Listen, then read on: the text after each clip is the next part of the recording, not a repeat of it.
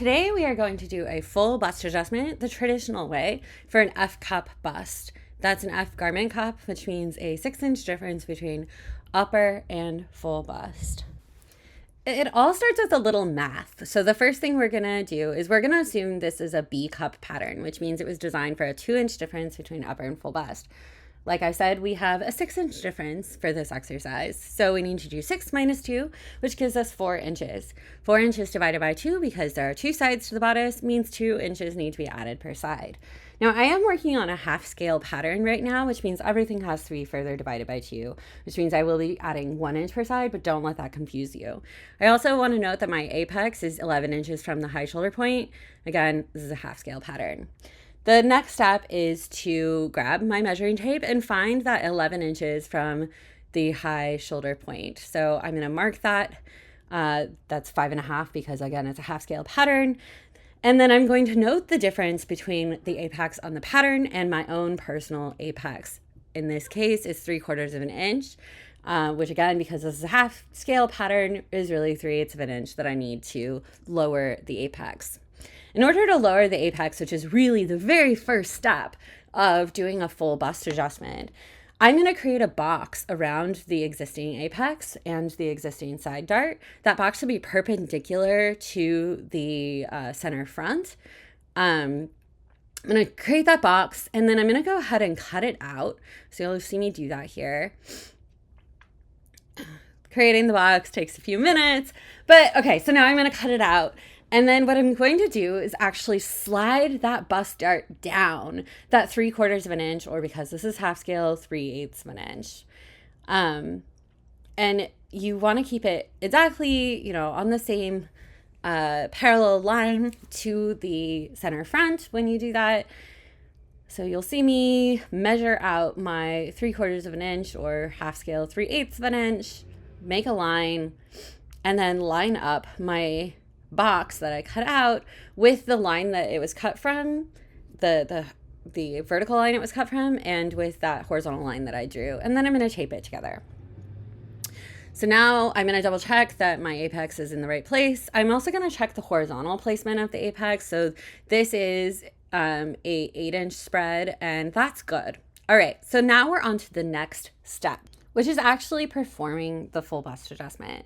The first step there is to find the center point of both of the darts, the waist dart and the side dart. So here I'm marking that center point, realizing I did it wrong, doing it again. Sometimes you make little fumbles, and that's okay. Sewing is fun. It's not that serious. Again, marking the center point of the side dart also. And then I'm drawing a line from each center point to the apex. These are going to be some of our lines that we use to actually perform the full bust adjustment. I'm also going to draw a third line, which is to sort of that 1/3 point on the arm side to the apex, and then a fourth line that's horizontal, perpendicular to the center front near the lower center front.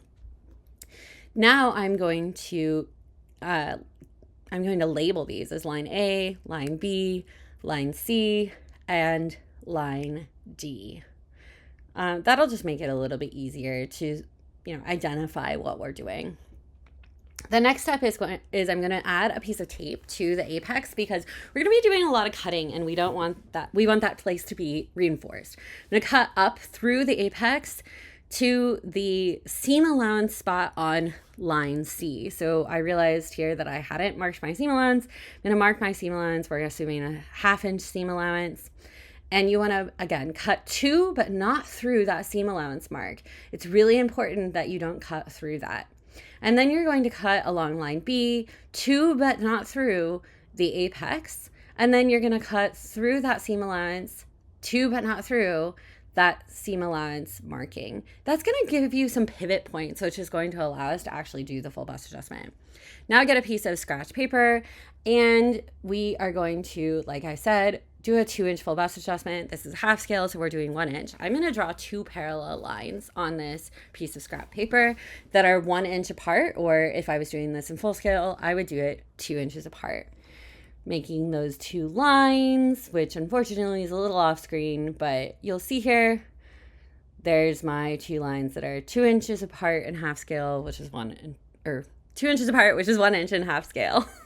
I'm going to go ahead and tape the sort of center front part of my bodice along line A to the right side of those parallel lines. And then I actually realized that I don't want it taped below line D, so I'm just kind of cutting up through that tape a little bit. And then I'm going to pivot the other side to touch the parallel line on my scrap paper, so that we have now created a 1 inch spread in half scale, which would be a 2 inch spread if this was a full scale pattern. I'm going to tape everything down because this is sort of what our pattern is going to look like. You'll notice that we need to smooth the arm side a little bit. It is looking curvier. That's okay. If you're a curvy person, you're going to have a curvy pattern, and you just want to get used to that. The next step is to once again find the center point of each dart. So here I'm finding the center point of the side dart. I'm going to mark that point and then draw a line to the apex. Importantly, because this is really different than some other full bust adjustment tutorials you might find, the apex has not moved. Because we identified the apex by measuring from our high shoulder point to our apex and measuring from our center front to our apex, and that's how we identified where the apex is, you'll notice we haven't touched anything in that, from high shoulder point to apex and from center front to apex. That apex is in the same place. So when you draw your line from the center point of your darts to the apex, that apex has not moved. It's not in the middle of the scrap paper like some full bust adjustment tutorials will show you.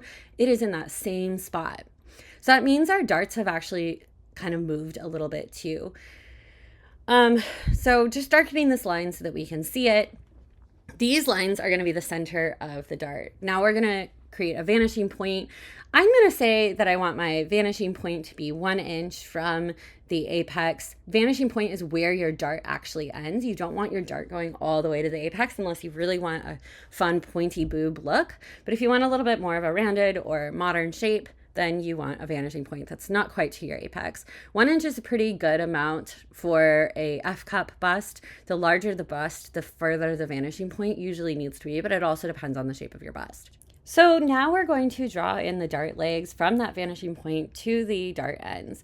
You'll notice that the dart legs aren't exactly the same length, but we're going to fix that in the next step, so don't worry about that at this point.